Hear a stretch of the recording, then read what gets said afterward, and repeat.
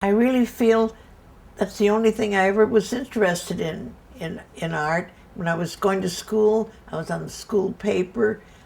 I did drawings for other people and traded. They did some of my work, and I do their maps. And when I was very small, my mother would draw me little things, and I'd say, that doesn't look like a dog, and I'd redraw it for her. Uh-huh. And I just never really wanted to be anything else. I studied with several teachers at the Art Institute in Chicago. The teachers were teachers. They weren't real important artists. You know, no one that I knew of, but they were all good. They were very good teachers. Then I had gone to night school in a lot of different places, schools where they had teachers. They had a live model. Mostly I drew from the model. So I went to art school in Mexico City. I went to the Escuela Esmeralda, where Frida Kahlo had studied or been associated with. That was in 1948. Then my mother got cancer, and I had to come back to Florida to live. And I stayed in Florida ever since, except for traveling. Oh, Jose de Kreft I met in Florida. He came down here to teach, and that was the reason that I took up sculpture, because he was such a great teacher. Usually you start in clay, and with him you worked in direct materials. Undoubtedly they made lead pipe in those days, and because I was studying with Jose de Kreft, this looks like a de Kreft kind of sculpture. This is when I was an art student. One of the reasons I felt I could never be an individual, because he was too powerful. There was no other way you could really work. I had studied with Ann Norton before Jose arrived. She was a wonderful teacher. That's where I did clay work. I studied with her about a year. Then my real love was painting. I really loved to paint more than sculpture. Actually, there's nothing more you can learn from any teacher once you learn your tools and how to do things. Well, after studying at Norton for quite a while, I met an artist that was in a gallery in Palm Beach. There was only one gallery in Palm Beach, the old Worth Avenue Gallery. And he said that he liked my work so well, he wanted me to go over there and take it with me. So I went, and they took 3 of my paintings, and they sold them right away. I couldn't believe it, and I was absolutely delighted. And they were to people that were actually collectors of paintings. So they invited me to be in the gallery, and I was with them for 8 years. A lot of these different dealers came down to Palm Beach, and they're looking for artists. And Victor Hammer, I met in the gallery, in the Worth Avenue Gallery. He used to come in there with Bemelmans, who was an artist. He came down on Armand Hammer's boat, and the boat docked in Palm Beach. And Victor and his wife liked my paintings. In fact, he bought 2 of my paintings. And I was in his gallery until he died. I was in his gallery about 10 or 12 years. I did flowers mostly, flowers at first, but then I had my first one-man show at the Worth Avenue Galleries, and I had made a trip to Martinique and Guadeloupe. The people, such as Martinique, they still were wearing the bandanas around their heads and things, which now all that is gone. And it was like it had been in a past period, not modern. The houses were very French, and the landscapes were beautiful colors, beautiful trees. That just changed my thoughts on everything. Then all I was looking forward to was going to Paris. It wasn't that I was going to have a show right then, but when they saw my paintings, they said, "You've got to have a one-man show." And that's how I got my first show. And it was very successful. My first trip to Paris was the results of that show from Martinique and Guadeloupe. I had the money to go. I was given the apartment on Rue de Coeur in Paris by my art dealer, right near Notre Dame. Fabulous location. And I could stay there as long as I wanted, which I stayed as long as I could afford to stay. I painted the buildings, I painted the river, I painted the flower market. I did several paintings of the Vert Galant, which is that little island right off of the Pont Neuf Bridge. I painted the Pont Neuf Bridge many times because from my balcony on Rue de Coeur, that's what you saw. You were looking right at the river and the bridge. One of the most important parts of old Paris, Miss Delamar, who gave me the apartment, through her I met Pavel Chelichev, who was at that time a very famous artist. He's in the Museum of Modern Art. He was a very unique person, very unusual, and although here he was, when I saw him in Paris too, but in Florida, he always had a muffler on and was clutching his muffler. He was always cold. And he was a surrealist artist.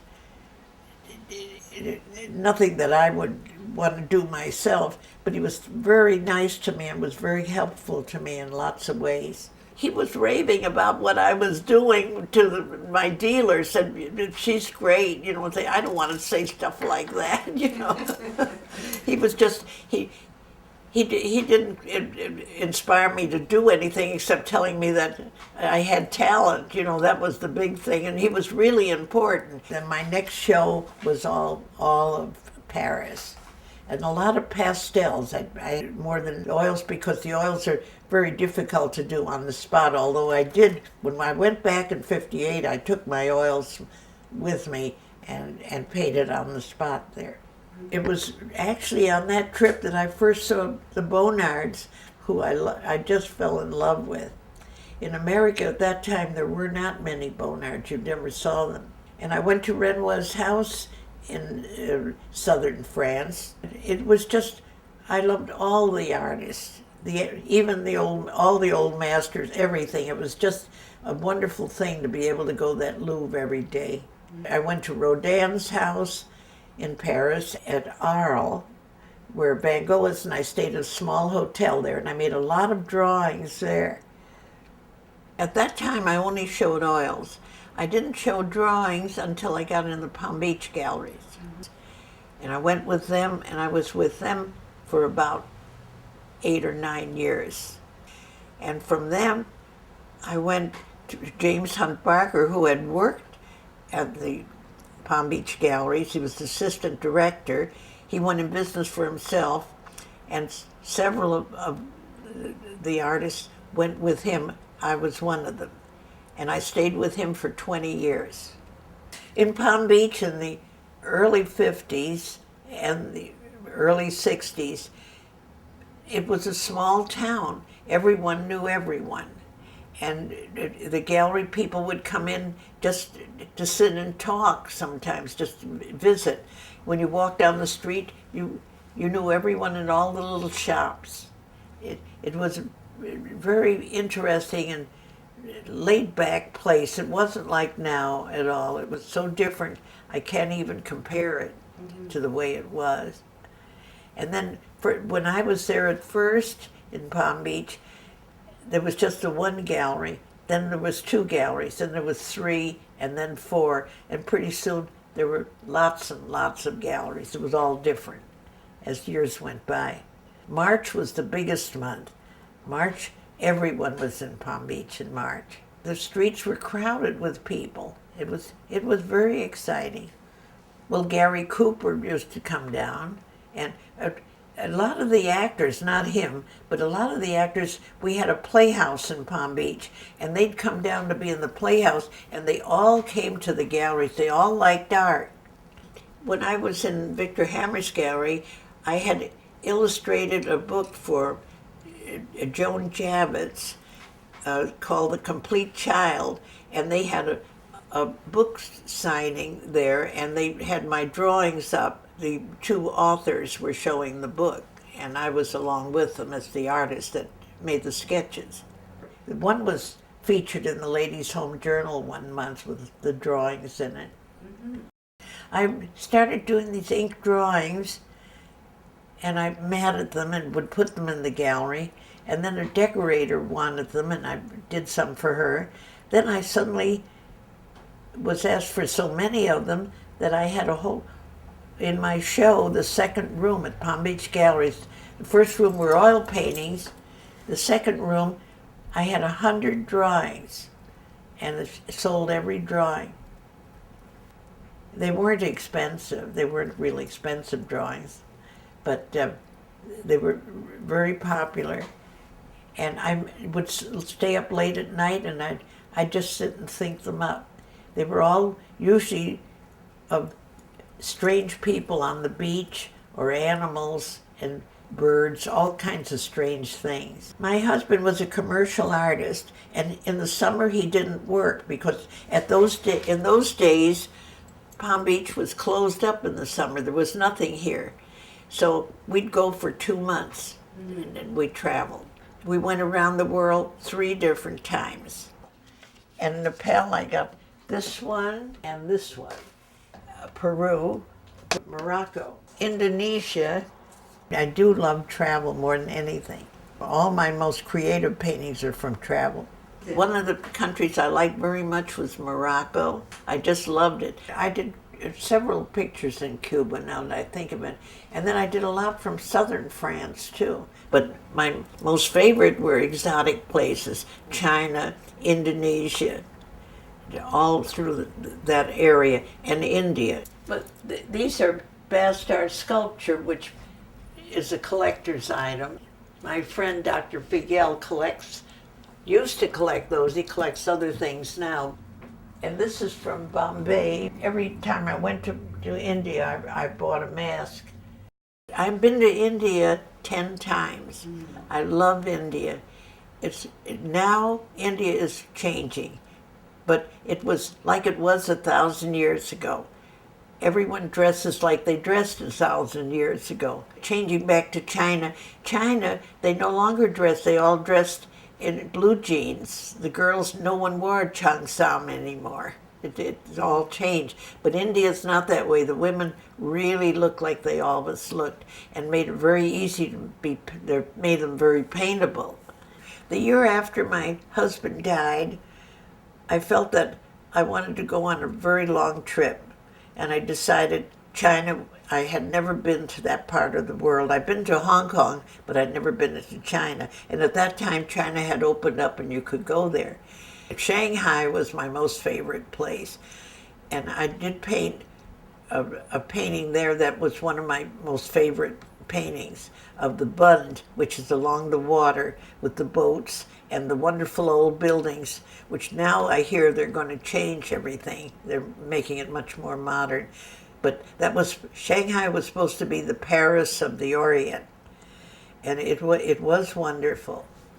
The last painting I did was on this last trip to Rajasthan, and I painted this camel that was so charming, and I used it on my Christmas card, and I immediately sold it. Someone called up and wanted it right away. So I was doing that for myself.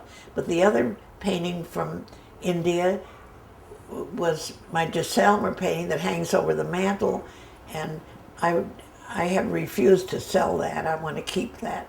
This is my Jesselmer painting that I spent all these years on to make correct. It was very difficult because I did it all from memory. The colorful trees were not that important in the landscape, but I did that to fill it in. And the camels were also added. But the fort, that's just what it looked like. I have never claimed to be a portrait painter. I've never studied to be a portrait painter. The first portrait I ever did, one of the Palm Beach ladies said she wanted me to paint her dog. And before you know it, she had 2 dogs and herself, and she was sitting on the beach in front of a baker's cottage. And that was the first one. Mrs. Eccleston, who was a big client of mine, got me all these. This is the Eccleston children, but she had all her grandchildren painted. This is the Kennedy children, the 2 youngest, and then the 2 next. I have a picture of her now. I want to put it with this. She's about 35 years old, I imagine. Bathtub, that was really my pot boiler. Everybody wanted one. And people would ask to have their pets in them. And then suddenly the people wanted to be in the bathtub themselves. And I was doing people in the bathtub. They were very discreet bathtubs. You didn't see anything except their face and towels and the things in the room. And then I went from bathtubs, I started to do bedroom scenes. They were beds, and I'd have beds with rose bushes for the legs and do different kinds of mysterious rooms with tile floors and animals sitting around in them. Very popular, right? These are files. Oh, here, the monkey in art. I've had to paint monkeys several times.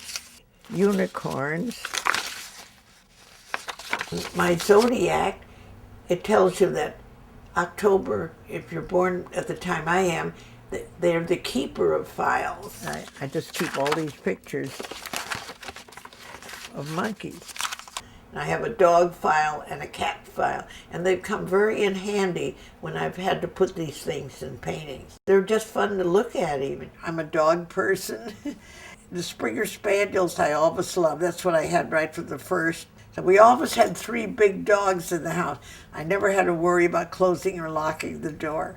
I loved those dogs. This room, when we were in Paris in '58, my husband saw these windows in the studio district in Paris, a certain area, and he made drawings of them. And when we built the studio, these are made exactly the same, like these small rental studios in Paris. All my dogs were born in this room. One named Mona Lisa was born under the easel, and that's why she got the name Mona Lisa. I think my best paintings in my career started in my 60s, where most people think that's the end of things. I did my absolutely best paintings in my 60s.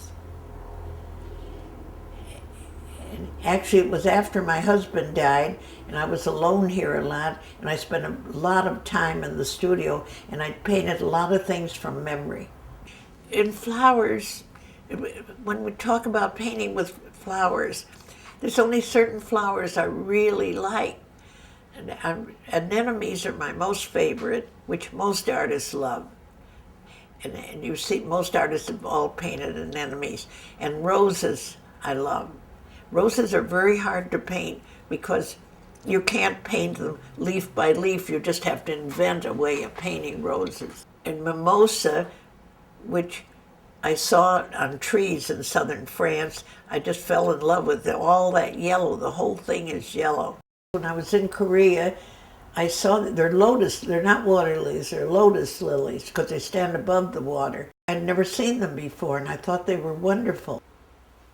I started with a series, The Lady of the Different Things. When I first lived here, we had a farm nearby that grew tomatoes.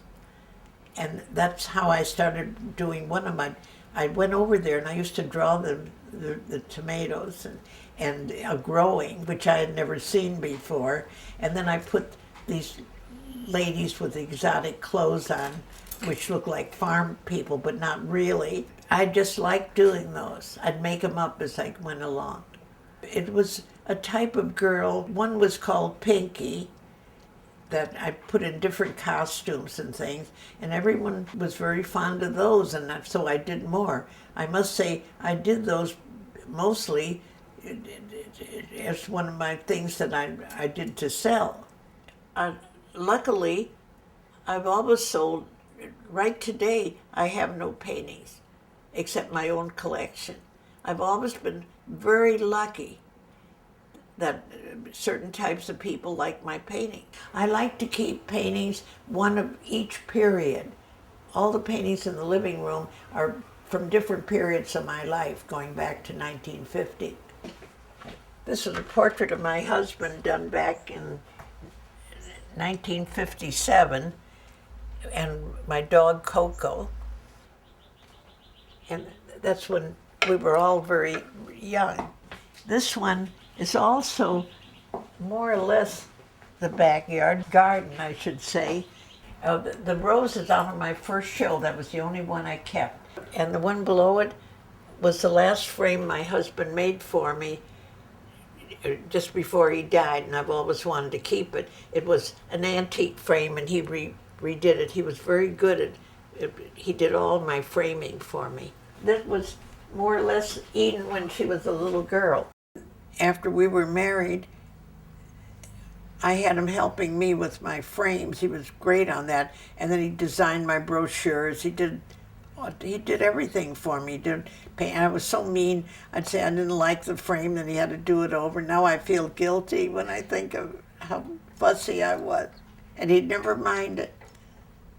And he was a very good painter himself, realistic painter, but he said one painter in the family was enough. Well, when I had shows, I had to do 40 at least for the show a year, but I only had a show every 2 years. But then I also had a lot of other galleries, and I had commissions. So I would say I did about 60 paintings a year.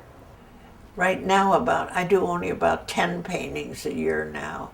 But I not only had the gallery in Palm Beach, I had New York, and then I run 2 or 3 other galleries in Texas. I've been showing in Texas for over, I'd say, 30 years. Right now, the only thing I really want to paint is this fabulous place I saw in Rajasthan, and it's full of peacocks and deer and lots of nocturnal animals. This was a commission of a young lady that she had seen one, a small one of mine that she liked, and wanted something similar, but in a large version. And so this is it. It is unfinished. It's completely unfinished, but I've got it going. I spend about an hour or 2 each day. I never miss a day. I work every day, and then I come and I correct things that I don't like. It's just as hard doing a thing like this as if you were doing a real portrait of someone. It's a strange thing. Suddenly you know a painting's done. You can't do, if you do anything else, you're going to ruin it. Now my students, they always continue. If you continue too much, you've ruined it. I've ruined a lot myself. The real secret of painting is just to paint until the colors are right. You just have to keep working and working. Sometimes I've worked 3 years on one painting that never turned out, and then all of a sudden, after I've worked that long, I keep putting colors on them, scraping them down. It turns out. One of the nice things that's fun to paint is when you have a new set of paints and all those paints are new and you have all these colors. I love to experiment with unusual colors, which is not that important. You can make any color you want with maybe 4 or 5 colors, but that takes a long time to do, to make all the different values and tones. Then I went into painting tone on tone, warm against cool. That's another approach where the color shows up only because it's a cool color against a warm color, or a warm color against a cool color. Mm-hmm. I like to work in very close colors too. They don't show up, they don't jump out at you, they're just very close together, the different values. The color chart I invented for my students because they never realized how to make tones of color. So what I've done is we used a pure color, a little white and a lot of white, which a lot of color charts do, but then I added a different color here. That's one thing. Then this one would be a different color yet. Only one extra color. If you add 3 colors, it turns to gray. Doesn't matter. All of them had to copy this chart, which took them weeks and weeks. This chart is very old. I must have had it about 35, 40 years. The color is the important thing. And if you really know your values, there isn't a problem. There's light, medium, and dark, the values. You have to have those 3 in any painting. And yet, you could do it in 2 values. There's a lot of unique, anything can be done as long as it looks right. Brush strokes are personal, like your handwriting. The brush strokes, you really, unless you contrive them, you have no control over it. It's just like your handwriting. If you write a special way, I can also do very detailed things, but that isn't really me, but I can do it. Sometimes I paint thick and sometimes I paint thin. It depends on the subject matter too. Flowers should be painted thick. I don't mean they should be, but I like to paint them that way. The more paint you put on, the more colors show through, and it has to have an inner glow. If it doesn't have an inner glow, then it's flat. It's lost something. You can look at it in the evening or early evening. The minute the light changes, the oil painting changes color. And that's only when you do lots of varnishes and lots of paint.